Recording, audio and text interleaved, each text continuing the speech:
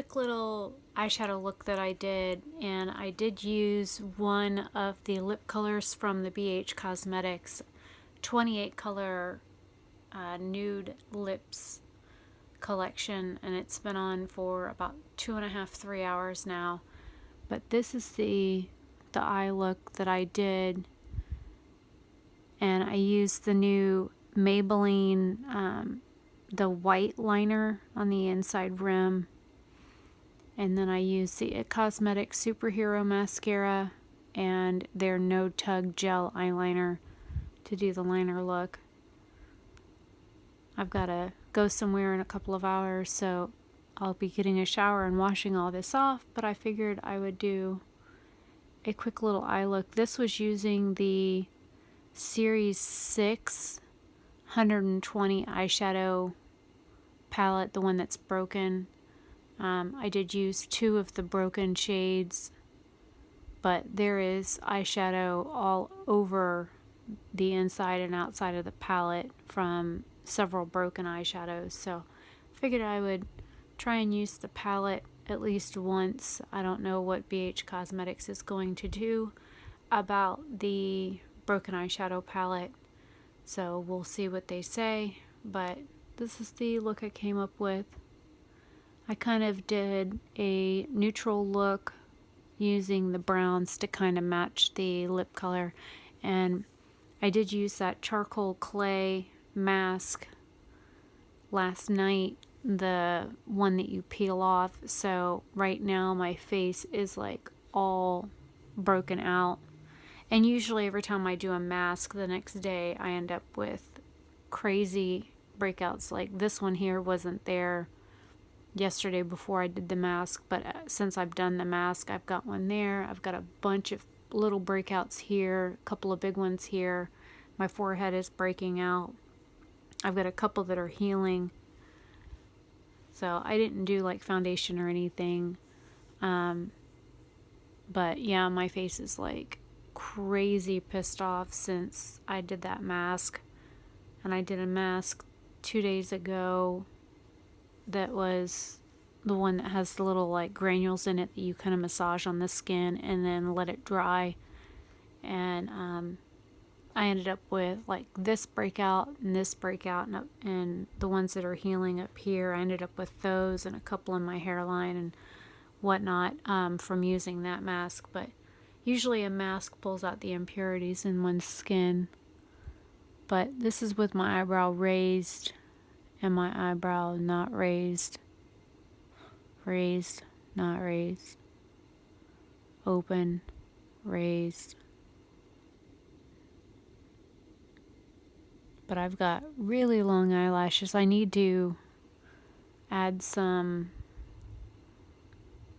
liquid, like eye drops or something, to my Superhero Mascara, because when I got it, it was dried out, but it's like even more dry now than it was when I got it in an Ipsy bag, so I need to try and add some eye drops to it to loosen it up a little bit possibly, and to I don't know, maybe it won't be so clumpy when I use it, because I have to run like the brush that I use to brush out my eyebrows. I have to use that brush to get the extra like clumpy stuff off my lashes, because I cannot stand clumps of anything on my eyelashes because I can feel it and it drives me nuts. And this eye has been watering for like 3 days nonstop, and it's watering really bad right now, and it was like watering the whole time I was trying to put eyeshadow on. But I did a like taupe colored brown in my crease. I mixed a red and a medium brown for the outer V, and then right in the eye socket I did a shimmery reddish brown in this area, and then I did a cool toned gray shimmer here, and then I did a really light white shimmer there and on my brow bone. And then of course I carried the colors that I used here and here on my, I smoked out the bottom lash line, and then I got really close to my lashes with the dark color, And then the color that I used up here, I did underneath on the bottom third, just to try and make my eyes, because I've got really close set eyes.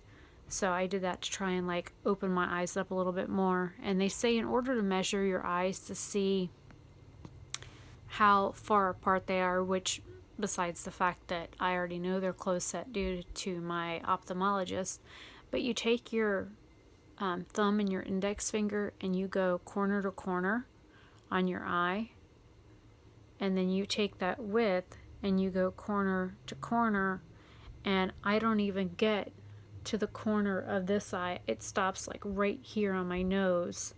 So I've got from there to there, which is basically a finger width of space where, you know, my eye width goes from here to the corner of my eye. So, again, with the finger width of a difference for my eyes.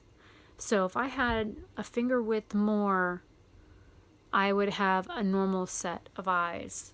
But in one eye, this eye is much more hooded than this one due to my stroke. And if you look at me straight on, like this side of my nose is lower than this. There's a message on my screen. This side of my nose is lower than this side of my nose.